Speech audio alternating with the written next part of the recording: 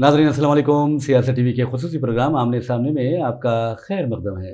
नाज़रीन, जैसा कि आप जानते हैं कि हम इस प्रोग्राम के ज़रिए गैर मामूली शख्सियतों को मदऊ करते हैं और आपसे मुलाकात करवाते हैं। और आप अच्छी तरह जानते हैं कि उलमा व मशाइखीन भी इस प्रोग्राम का हिस्सा बनते हैं, डॉक्टर्स भी यहाँ पर आते हैं, यहाँ तक कि खिलाड़ी और मुख्तलिफ शोबे के माहिरीन भी इस प्रोग्राम में शिरकत करते हुए आप तक नई नई मालूमात भी पहुँचाते हैं और आपको उनके ख़यालात जानने का भी मौका मिलता है। आज हमने जिस मेहमान को मदऊ किया है वो एक मौखिक भी हैं, एक सहाफ़ी भी हैं और एक मौरिख़ भी हैं। मेरी मुराद है सैयद उबैदुर रहमान साहब से, जो दिल्ली से तशरीफ़ लाए हैं। और हमने ये सोचा कि क्यों ना इन्होंने जो काम किया है और जो काम कर रहे हैं, ख़ास तौर पर जो हिंदुस्तान में मुस्लिम हुक्मरानी से मुताल्लिक़ जो इनकी रिसर्च है वो गैर मामूली है। और साथ ही आपको बता दूँ कि मुस्लिम मुजाहिदीन आज़ादी से नई नस्ल को वाकिफ़ करवाने में भी इनका अहम किरदार है और इनकी कई किताबें भी मंज़र आम पर आ चुकी हैं। मिसाल के तौर पर हम आपको बता दें कि पहली जो अंग्रेज़ी इनकी किताब थी, कई ऐसी तो किताबें हैं लेकिन 5 किताबें इनकी अंग्रेज़ी आ चुकी हैं। एक किताब है biographical encyclopedia of Indian Muslim freedom fighter,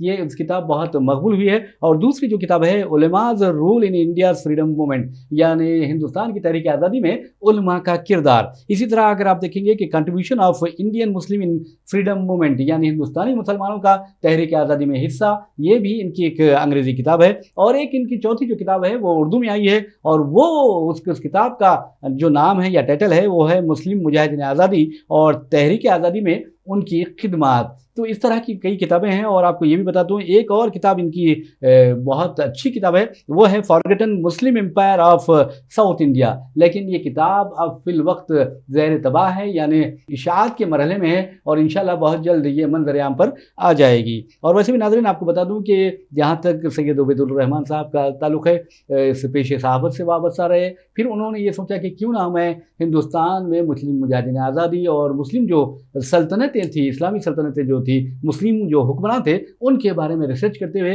नई नस्ल को उनके कारनामों से, उनकी जो पॉलिसीज़ थे, उनसे वाकिफ़ करवाएँगे। तो बहरहाल और हम ये पूछना चाहेंगे कि दौरान गुफ्तगू आपने जो कहा था कि साउथ इंडिया में जो मुस्लिम सल्तनतें थी, उनके बारे में भी आप रिसर्च कर रहे हैं, उनके बारे में किताब भी आ रही है, तो उस बारे में आप कुछ बताएँ। देखिए, जब हम बात करते हैं मिडाइवल इंडियन हिस्ट्री की, जी। तो उसमें जब तस्करा आता है तो आता है मुग़लों का तस्करा आता है, जी। दिल्ली सल्तनत का तस्करा आता है, बंगाल की सल्तनत का तस्करा आता है, उसमें शेर शाह सूरी का तस्करा आता है। लेकिन आप शायद ही आपने कभी सुना होगा कि बहमनीज़ का तस्करा आता हो, आदिल शाही का तस्करा आता हो, इमाद शाही का तस्करा आता हो, या जो यहाँ गोलकुंडा की जो सल्तनत थी कुतुब उसका शाही। कुतुब शाही उसका तस्करा आता हो। लेकिन आप देखिए, अगर हम इस पार्ट को छोड़ देते हैं, हुँ। यानी साउथ इंडिया में मुस्लिम हिस्ट्री के पार्ट को छोड़ देते हैं, तो जो ओवरवेलमिंगली हुँ। जो मिडाइवल पीरियड है वो मुसलमानों का, आप देखें कि वो वस्ती हिंदुस्तान तक सिर्फ सिमट जाएगा, हुँ। साउथ में नहीं आएगा। जी।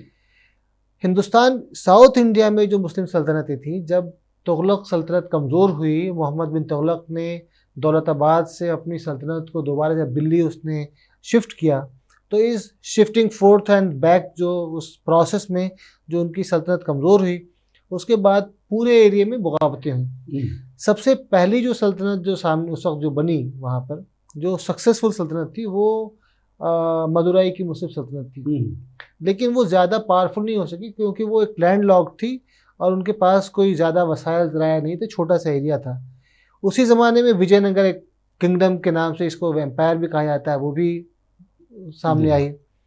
उसके बाद जो है वो बहमनीज़ ने अलाउद्दीन हसन बहमन शाह जो है, उसने एक बहमनी सल्तनत का क़याम किया गुलबर्गा में। और वो उसको हम लोग सल्तनत कहते हैं, बाज़ लोग किंगडम कहते हैं। लेकिन वो सल्तनत जो थी अपने आप में एक एम्पायर थी। वो शोर सी टू सी एम्पायर थी, इसमें तेलंगाना का तकरीबन पूरा एरिया, आंध्रा का बड़ा एरिया, कर्नाटका का बड़ा एरिया, महाराष्ट्र का एक मोतदबाह जो यानी उसका एक अच्छा खासा एरिया, और गोवा, कोंकण, और फिर उसके बाद जो है मालाबार का एरिया उसमें शामिल था। तो it was a massive empire. उनकी बहुत बड़ी फौज थी। कहते हैं उस ज़माने में पूरे हिंदुस्तान में जब गुलबर्गा में इनका इनका कैपिटल था, तो गुलबर्गा से बड़ा हिंदुस्तान में कोई शहर नहीं था दूसरा। जी।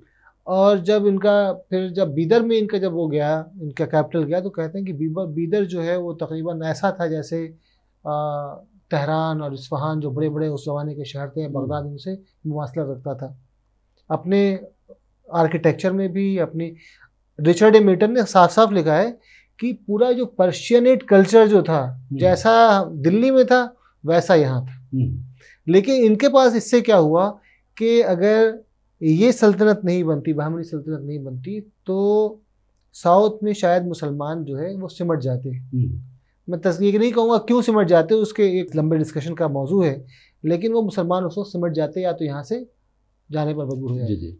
एक बात बहुत आपने अच्छी बात कही है, तुगलक की, मोहम्मद बिन तुगलक की आपने बात की है, और ये तारीख में आया है कि मोहम्मद बिन तुगलक का जो दारुल हुकूमत था वो तब्दील करना या मुंतकिली जो थी उसकी, उस अमल ने साउथ इंडिया में मुस्लिम एम्पायर के क़याम में की राह हमवार की।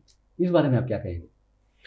देखिए, तुगलक की जो सल्तनत थी, मोहम्मद बिन तुगलक की, वो पूरे हिंदुस्तान की हिस्ट्री में one of the biggest empires है। Not just Indian Muslim history, Hindustan की तारीख में हिंदुस्तान की बड़ी जो वसी तरीन एम्पायर हो सकती है। उससे पहले अलाउद्दीन खिलजी ने एक ज़माने में मदुराई तक फौजकशी की थी, लेकिन वो इट वाज ओनली फॉर फौजकशी पर्पस। उन्होंने कभी उसको अपने अंडर में नहीं लिया। साउथ इंडिया कभी भी यानी उस ज़माने तक मुसलमानों के अंडर में नहीं था। मोहम्मद बिन तुगलक ऐसा पहला मुस्लिम हुक्मरान था जिसने काबुल से लेकर, काबुल से भी पहले के इलाकों को लेकर आखिरी यानी बिल्कुल आखिरी कोने तक हिंदुस्तान के उस पर एक मुस्लिम सल्तनत या मुस्लिम इंडियन एम्पायर को कायम किया। तो मुस्लिम एम्पायर या इंडियन एम्पायर एक ही समझिए, क्योंकि इंडियन एम्पायर कभी भी आप देखें वो मिडाइवल पीरियड में छोटे छोटे कमज़ोर वो जो है रूलर्स पर, बादशाहों पर, राजाओं पर मुश्तमिल थी, और कोई बहुत ज़्यादा ऑर्गेनाइज चीज़ नहीं थी। बल्कि अब्राहम मेरली ने तो लिखा है कि उस ज़माने में हमारे यहाँ यानी जो पॉलिटिक्स थी जिस ज़माने की चल रही थी उस ज़माने में, हिंदुस्तान में हिंदुस्तानी जो ज़ुबानें उसको वर्नाकुलर लैंग्वेज में हिस्टोरियोग्राफी का कोई चर्चा ही नहीं था, यानी मुकामी ज़बान में। हाँ, यानी महमूद गौरी ने जब हमला किया तो उसका तस्करा हमारे इंडिया की वर्नाकुलर लैंग्वेज में है ही नहीं कि उसने कोई हमला किया।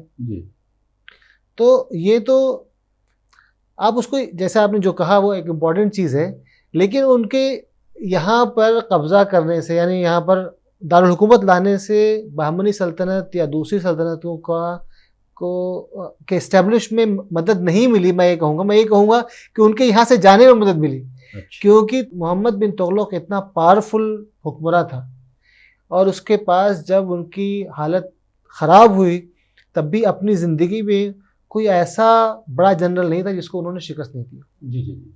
तो जब बहमनीज़ आए, जब बहमनीज़ ने पहली बार इस्माइल मुल्क के अंडर में, यानी जब साउथ में गुलबर्गा बल्कि उस वक्त दौलताबाद में जब पहली जो बड़ी सल्तनत जो कायम हुई थी, जिसका जो ज़िम्मेदार जो बादशाह कहें वो इस्माइल मुल्क था। बाद में उन्होंने अपने आप खुद ही क्या नाम है इस्तीफ़ा दे दिया, और उसके बाद फिर अलाउद्दीन बहमन शाह को चुना गया। तो मैं ये कहूँगा कि किसी भी वजह से हो, लेकिन ये एक गॉड का गिफ्ट था, अल्लाह पाक का गिफ्ट था कि एक इतनी अहम सल्तनत पैदा हुई। उसने पूरे इलाके में ना सिर्फ ये कि मुल्क की तरक्की के लिए काम किया, आम लोगों की तरक्की के लिए काम किया। मैं बताऊँ, हम लोग तस्करा नहीं करते कि मुसलमानों ने हिंदुस्तान में तालीम के लिए क्या किया। लोग कहते हैं भाई ये तस्करा ही नहीं आता, लेकिन अहमद शाह टू जो था उसने पूरे जो बहमनीज के जितने भी बड़े बड़े डिस्ट्रिक्ट थे, दाबोल है, यहाँ दौलताबाद है जहाँ पर हम बैठे हैं, गोलकोंडा के आसपास भी उन्होंने स्कूल कायम किए। और उनके स्कूल ऐसे नहीं थे कि वो डे स्कूल्स हों, बोर्डिंग स्कूल्स थे, और उसमें उनके तालीम, उनके खाने, उनके पीने, उनके कपड़े, हर चीज़ का खर्च उसमें शामिल था। तो हम जानते ही नहीं। महमूद गवान ने इतनी बड़ी यूनिवर्सिटी कायम की बीदर में उस ज़माने में, जिसके आसार अभी भी आप देखें जो आधा ही बाकी हैं, आधा ख़त्म हो गए। तो आपको हैरत होती कि इस ज़माने में कैसी बड़ी यूनिवर्सिटी थी। हम उसको मदरसा कहने लगे तो लोगों ने उसको इस ज़माने के मदरसे के लिहाज से कंपेयर करना शुरू किया। तो वो मदरसा नहीं था, वो यूनिवर्सिटी थी। और ऐसे बहुत से इदारे उस ज़माने में कायम हुई, फिरोज शाह बहमन ने उस वक्त ऑब्जर्वेटरी कायम की थी, एक नहीं कई ऑब्जर्वेटरी कायम की थी हमारे यहाँ। वो खुद भी बड़ा स्कॉलर था। और सारे आप देखें जो बहमनी या उसके बाद की जो सब्सिक्वेंट सल्तनतें हैं, बीजापुर की सल्तनत हो, गोलकुंडा की सल्तनत हो, या निज़ाम शाही सल्तनत हो अहमदनगर की, आप देखें एक से जो वहाँ पर हमारे जो हुक्मरान थे, जो बादशाह थे, वो एक से एक बढ़कर उनमें स्कॉलर्स पैदा हुए। कुली कुतुब शाह जो फाउंडर थे खुद भी स्कॉलर थे, खुद शायर थे, साहिब दीवान शायर। हाँ, साहिब दीवान शायर थे। उर्दू तो बताइए कि वो उसका जो फ़रोग़, मैं तो कहता हूँ कि दिल्ली से ज़्यादा, दिल्ली में तो बाद में गई, उसका फ़रोग़ और इर्तिक़ा जो सारा वो यहाँ दक्कन में हुआ। अच्छा, एक सवाल ये है कि आपने कई सल्तनतों का जिक्र किया है, ख़ासतौर पर मदुराई सल्तनत का जिक्र किया है, बहमनी सल्तनत का जिक्र किया है, आदिल शाही और आसिफ जाही और कुतुब शाही सल्तनतों का जो आपने जिक्र किया है, तो आप बहैसियत मौरिख़, बहैसियत एक रिसर्च स्कॉलर, बहैसियत सहाफ़ी, इन सल्तनतों में बेहतरीन सल्तनत किसको देखते हैं? देखिए, बहमनी सल्तनत जो थी वो एक एम्पायर थी, बहुत बड़ी सल्तनत थी। उसके बाद जो पांचों सल्तनतें बनी वो उसकी खोशाची थी। यानी वो जो दिसंबर में जो टूटा है, तो बहमनी सल्तनत से 5 सल्तनतें वजूद में आई। तो हम बहमनी से इन सबको कंपेयर नहीं कर सकते। लेकिन उसमें जो सबसे बड़ी सल्तनत थी जो बहमनीस के बाद जो हुई बनी, यानी 1480 और 1490 के बाद जो सल्तनत थी, जब महमूद गवान के इंतकाल के बाद, उनके कत्ल के बाद जो हुआ, तो उसमें सबसे पहली जो सल्तनत थी वो निज़ाम शाही सल्तनत बनी, फिर आदिल शाही और उसी वक्त कुतुब शाही सल्तनत बनी। हालांकि इन्होंने अपने बादशाह होने का कभी ज़िंदगी भर ऐलान नहीं किया, और उसके तकरीबन 3 बादशाहों के बाद ऐलान हुआ कि वो उन्होंने अपने साथ, लेकिन वो प्रैक्टिकली सब अलग हो गए थे। हालांकि थोड़ा बहुत तो उनकी इज़्ज़त रखते थे। बहमनी का जो नेम से एक बादशाह था उसका, जिसकी कोई वक़्त नहीं थी, उसका थोड़ी इज़्ज़त रखते थे वो। तो मेरे कहने का मतलब ये है कि Bahmanis they were at par with Delhi सल्तनत। अच्छा, वीकेंड बराबर उनके मवासिल थे जी। मैं कह रहा हूँ कि तैमूर जब आ गए, तैमूर जब उसने दिल्ली को रेवेज कर दिया 1399 के आसपास जो था, तो उस वक्त दिल्ली सल्तनत कमज़ोर हो गई और वो मुख्तलिफ हिस्सों में तकसीम कर गई। तो जो एग्जिस्टिंग जो स्ट्रक्चर था दिल्ली सल्तनत का उस वक्त, that was much smaller, much weaker then the Bahmani सल्तनत। तो हम तसव्वुर करें कि उस वक्त हिंदुस्तान में प्रीडोमिनेंट सल्तनत कौन सी थी, तो हम कहेंगे उस वक्त बहमनी सल्तनत हिंदुस्तान में प्रीडोमिनेंट सल्तनत थी। जब और उसने हमला किया तैमूर ने और प्लंडर किया, तो फिरोज शाह जो बहमनी था, उसने समरकंद जो है अपना एक वफद भेजा, और उस वफ़द उनके लिए वो लेके आया था काफ़ी सारे, यानी कीमती गिफ्ट्स लेके गया था, जैसे लेके जाते थे। हाँ, और वहाँ उसने, तैमूर ने उसके अपने फर्जंद का नाम दिया था, यानी आप उसको पढ़ेंगे नहीं, तैमूर से डायरेक्ट ये कॉन्टेक्ट में थे। और उसने उनको न सिर्फ ये कहा कि तुम दक्कन के बादशाह हो, बल्कि कहा कि तुम मालवा का भी बादशाह यही है और इसका भी है। हालांकि कभी कब्जा नहीं कर सके, क्योंकि दोनों जगह मजबूत मुस्लिम सल्तनतों का क़याम अमल में आ गया था। लेकिन आप देखिए उसकी इम्पोर्टेंस कितनी थी। लेकिन हैरत की बात यह है, मैं इस पर एक थोड़ी सी कुछ रोशनी डालना चाहता हूँ, वो ये कि एक्चुअली हमने क्या किया, हमने अपनी तारीख को एक तो याद नहीं रखा। हारून खान शेरवानी की किताबें हैं, लेकिन वो किताबें कहीं अवेलेबल नहीं हैं, छपती नहीं। उन्होंने बहमनीस के ऊपर भी लिखा था, उन्होंने कुतुब शाहीज़ के ऊपर भी लिखा था, दूसरों के ऊपर भी कुछ लिखा था उन्होंने, लेकिन वो कहीं अवेलेबल ही नहीं। फिर दूसरे ये कि हमारी हिस्ट्री किताबें जो हैं वो ऐसे जारगन्स, ऐसे मुख्तलिफ यानी सख्त अल्फाज और सख्त टर्म्स उसमें होती हैं कि वो हमारी नई नस्ल को अट्रैक्ट नहीं करती। मैं ये चाहता हूँ, और मैं आपके सियासत के इस टीवी के ज़रिए से ये पैगाम पहुँचाना चाहता हूँ कि हम अपने बच्चों को नमाज़ पढ़ाते हैं, हम अपने बच्चों को अच्छी चीज़ों को की तरफ अट्रैक्ट करते हैं, इंकरेज करते हैं, तुम ये कर लोगे, क्लास में टॉप करोगे तो हम तुम्हें ये देंगे, तुम आज इशा की या फजर की नमाज़ पढ़ लोगे तो हम साइकिल देंगे 40 दिनों तक आजकल हमारे।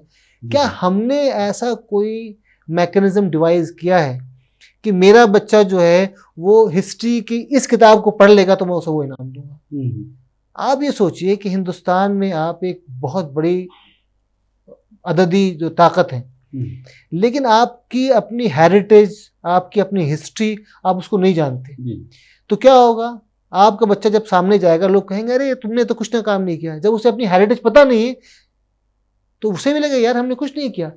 But if you connect him to say this Golconda किला, कि यार ये गोलकोंडा किला हमने बनाया था, जी ये जो चार मीनार है हम उसकी हिस्ट्री को बचपन से कैसे बनी, यानी जब शहर बना तो शहर बनाने से पहले चार मीनार बना, जी उसके चारों तरफ पूरे शहर को फिर कैसे हमने उसको बनाया। जी जब बच्चा उससे कनेक्ट फील करेगा तो लगेगा यार ये क्या चीज, ये है क्या, आई वॉज पावरफुल। और दूसरा ये कि लोग कहते हैं कि भाई हिस्ट्री से पढ़ के फायदा क्या होगा, आज वकार से जीना है, ऑनरेबल लाइफ, ये बहुत इंपॉर्टेंट चीज है। जी बहुत ही प्यारी बात कही है। बहरहाल नाज़रीन, आपको बता दूं कि जहाँ तक उबैदुर्रहमान साहब ने जिस तरफ तवज्जो दिलाई है बहुत ज़्यादा अहमियत रखती है। और वैसे भी आज बहुत कम लोग जानते हैं कि आसिफ जाही सल्तनत के जो तहकीकी काम हुआ, खासतौर पर साइंसी काम हुआ है, पेशे तिब में काम हुआ है, वो गैर मामूली रहा है। और दुनिया नहीं जानती कि मलेरिया के जो मच्छर की दरियाफ्त हुई वो हैदराबाद में हुई थी। और इसके अलावा आप देखेंगे कि आज सारी दुनिया में जो ऑपरेशन होते हैं, जो सर्जरीज होती है, एनेस्थीसिया जिसे कहा जाता है, उसके सहारे की जाती है, यानी मरीज को बेहोश किया जाता है। और उससे पहले जो क्लोरोफार्म की दरियाफ्त हुई थी या तैयार हुआ था वो हैदराबाद में हुआ था। और हैदराबाद में निज़ाम के पीरियड में बाज़ाब्ता क्लोरोफार्म कमीशन कायम किया गया था। तो हमारे जनाब सैयद उबैदुर्रहमान साहब ने बहुत अच्छी जानिब तवज्जो दिलाई।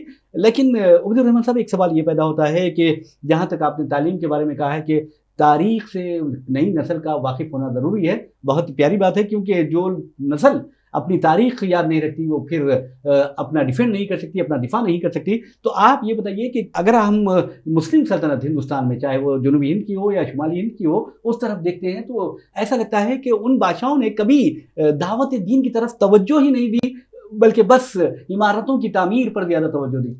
भाई मुझे तो लगता है ये कंक्लूजन जो है ये इट्स फॉल्टी कंक्लूजन। जी आप देखें कि जितने भी बड़े बादशाह गुजरे हैं, चाहे नॉर्थ में गुजरे हों या साउथ में गुजरे हों, आप बीजापुर जाएंगे तो आप देखेंगे कम से कम वहाँ पर 300 बड़े बड़े वहाँ पर मज़ार हैं बड़े बड़े पीरों के। जी बीदर में भी, गुलबर्गा में भी, दौलताबाद यानी औरंगाबाद में भी बहुत हैं।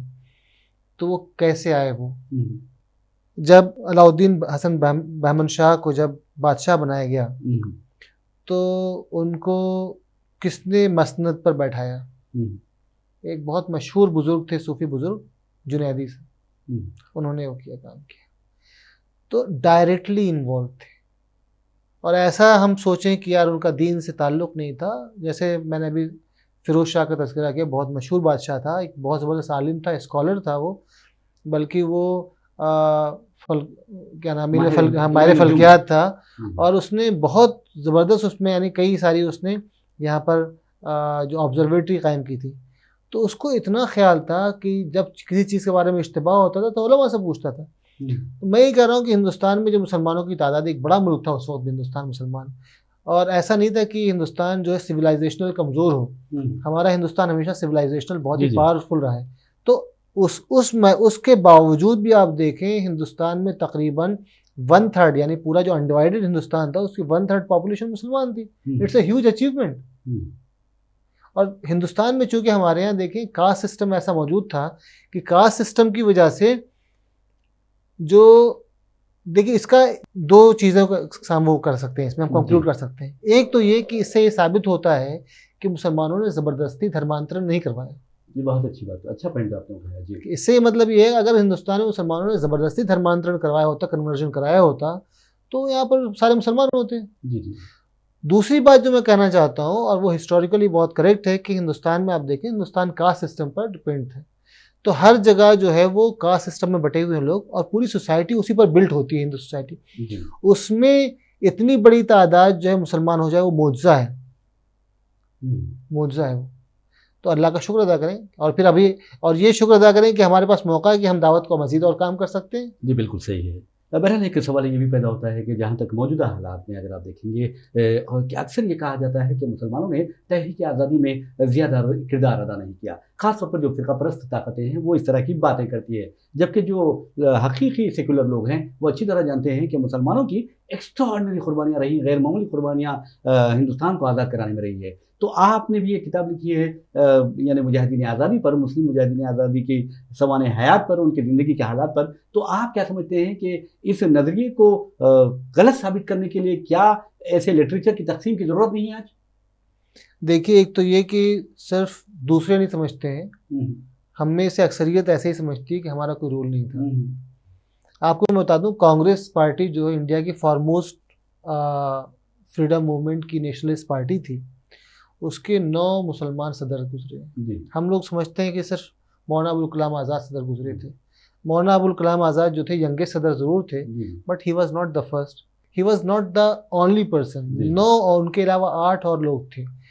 मेरी एक किताब है ulama's role in India's freedom movement, ये अमेज़न पर अवेलेबल है। उसमें आप देखिए, उसमें मैंने 5 ऐसी आज़ादी की तहरीकात पर गुफ्तगू की है जिन्होंने आज़ादी से पहले उलमा की तहरीक, जिन्होंने ख़ास तौर पर, जैसे रेशमी रुमाल तहरीक है, जी हाँ, महमूद हसन ने शुरू की थी। उससे पहले तहरीक जहाद जो थी, सैयद अहमद शहीद की तहरीक थी, बहुत ज़बरदस्त तहरीक थी, बहुत ज़बरदस्त काम किया उसने। जी जी। फिर उसके अलावा आप देखें, ये रेशमी रुमाल तहरीक का इतना ज़बरदस्त, इतनी प्लानिंग करना।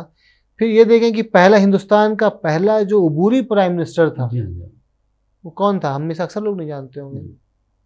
ये एक मुसलमान थे, मौलाना बरकतुल्लाह भोपाली। दूसरा जो अबूरी प्राइम मिनिस्टर था वो शेदाई था, हम उसका भी नाम, उसका नाम ही नहीं सुना हमने। तो हम अपनी हेरिटेज को, मैं कहने का मतलब ये कि हम अपनी हेरिटेज को अपने बच्चों के लिए, अपनी नई जनरेशन के लिए अट्रैक्टिव बनाएं। और जो आपने बात कही कि तकसीम करना, मैं ये कहता हूँ कि हम ख़ास तौर पर ऐसे पिक्टोरियल बुक्स तैयार करें जिसमें हम अपने हीरोज़ को ख़ास तौर पर पेश कर सकें बेहतर अंदाज में। दूसरे वेल रिसर्च बुक्स हम उनके ऊपर पब्लिश करें। ऐसी जो लोग एफर्ट कर रहे हैं, मैं ये नहीं कह रहा कि मेरा सपोर्ट करें, मैं ये कह रहा हूँ कि जो भी एफर्ट कर रहा है, ऐसे इदारे कायम किए जाएँ, मुस्लिम तंजीमें ऐसे करें जो उनकी हिस्ट्री, उनके हेरिटेज को, उनकी आज़ादी में उनकी कुर्बानियों को शोकेस करें। ऐसी हम फिल्में बनाएं। जी। हमारे एक बुजुर्ग दोस्त रहते हैं यूएस में, उन्होंने कहा कि तुम्हारी तो दोनों किताबों का जो है वो बननी चाहिए, उस पर मूवीज़ बननी चाहिए, हाँ, डॉक्यूमेंट्री बननी चाहिए।